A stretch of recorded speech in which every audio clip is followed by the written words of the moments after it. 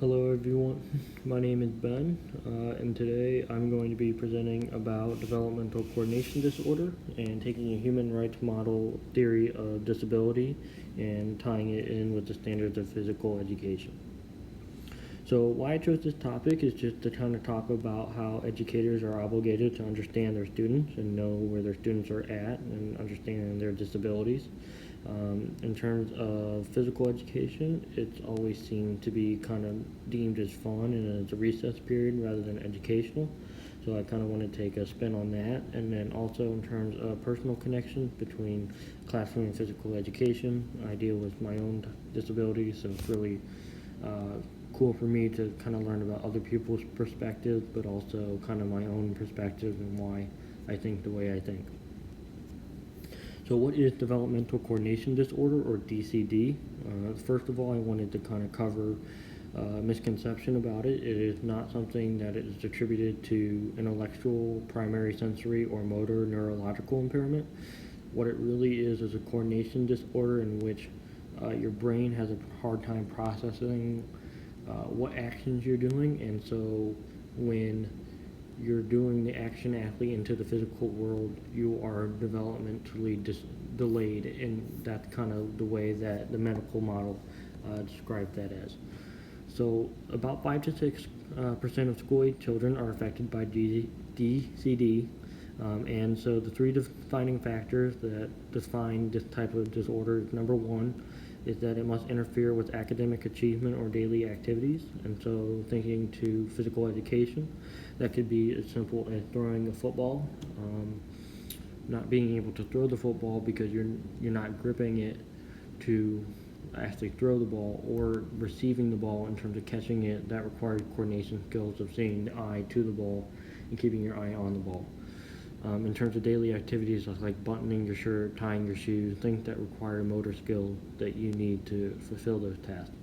Number two is about general medical conditions, so it's not something that we attach to the actual disability,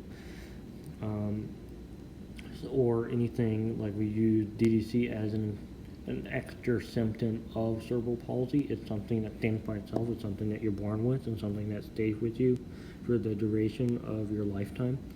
And number three, if mental retardation is present, then the motor difficulties are much more excessive in your home, your school, and your play environment.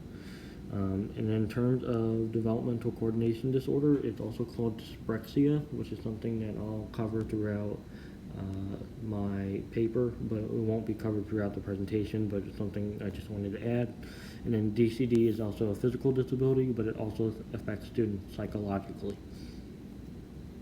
In terms of the brain functions, these are just kind of this is just kind of an image to kind of show you the different functions of our brain and why when we have DDC that all these four lobes are affected. And you can ask me questions throughout, but I'm not going to try to spend too much time about this because I'm limited on time and I have a lot of information to cover.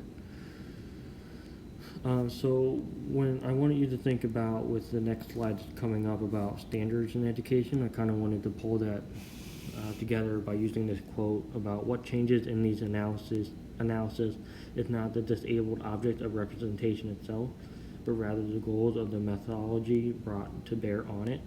And that's by Mitchell and Snyder. And so the reason why I kind of thought about that is thinking about the standards in which in physical education teachers must follow, especially in standard 1 and 2, about the physical literate individual demonstrates a competency in which a variety of motor skills and movement patterns.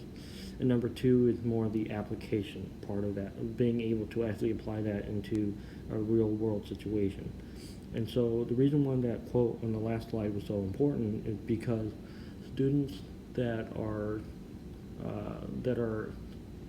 struggling because of DCD, they're not being able to take into account their own representation of what they're trying to figure out. Instead, they're allowing standards to dictate kind of how their education is being brought upon them. And so physical education, for anyone that doesn't know, is a education program in which we promote public health and we help students develop their motor skills and also develop a positive attitude towards physical education and physical activity. So when they go and graduate high school or middle school or college, at some form of their education, they're still able to fulfill some type of physical activity.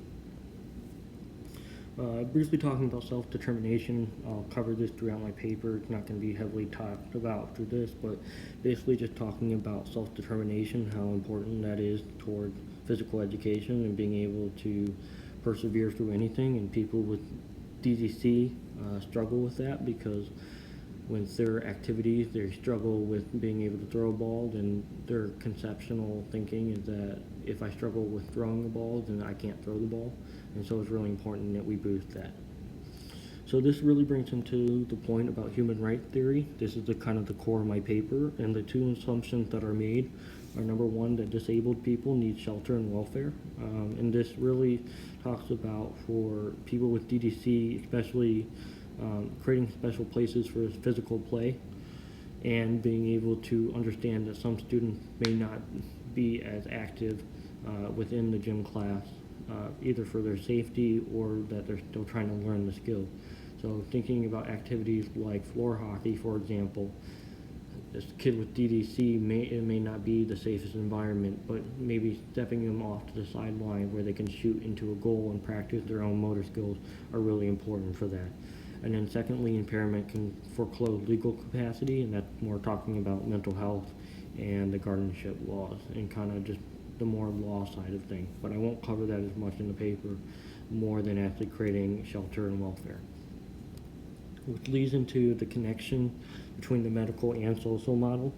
So human rights model is more of a draft version of the medical model. And so what it was trying to do is kind of redefine the definition. And the medical model is a model in which a disability is seen as an impairment that needs to be treated, cured, fixed, or rehabbed. And so the human rights model was kind of based on that, and it took a turn with the social model and kind of explaining how a disability is not only seen as through discrimination and oppression, but is also used through societal views. And so what the human rights model was trying to do is instead flip the narrative, instead focus on individual needs instead of social needs, if that makes sense. And so what needs to be done? Number one is a 504 plan. A 504 plan is a education plan that's specific toward physical disability. It differs from an IEP in the way that physical disabilities are more towards 504 plans in terms of the physical environment that they're in, and IEP is more towards the academic environment that they're in. So a 504 plan would be enacted generally in the situation, and that follows through the medical model because they need some type of diagnosis from a doctor and a plan by that doctor that educators can follow.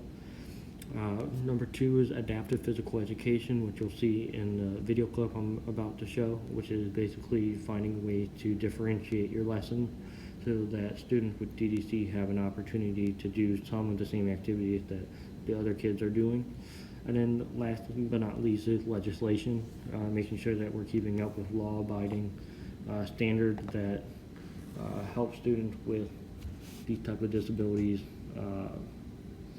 improve their educational experience, but also that they're learning these skills. And with, as we saw through the national standard, there's no indication of that. There's just a lot of what the normal kids can do, and so it's really important that legislation focuses in on that. So this video clip that I'm about to show kind of shows you one way that PE teachers can help students with DDC. So you'll see that there is someone that basically works with a large ball and a small ball, and it kind of works for their motor skills. So I'm just going to show you the video, and that will conclude the PowerPoint. All right, so the disorder. My student has developmental coordination disorder. It is where motor skills aren't as sharp as most students his age. The flat, keep our eye on the ball pretty easily. Instead of breaking the pickleball, we're going to use a bigger size ball, so it's a dodgeball. So we'll start off. Three skill cues. We're going to keep our paddle flat, keep our eye on the ball, and stay balanced while we're doing it. So we're just going to self-volley into ourselves. Just like that. Bigger ball makes it easier. Larger target.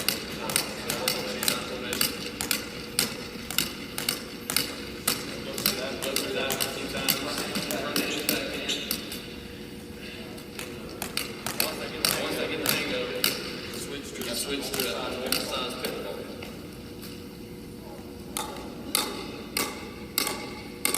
Just like that. It's battle flat. It's out on the ball. Staying balanced. Keep on the ball too hard, just right.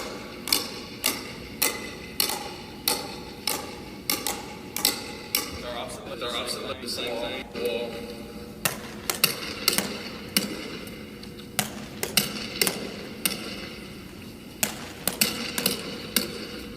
As you can see, once I get the hang of it, just the same thing. You can switch to the pickleball.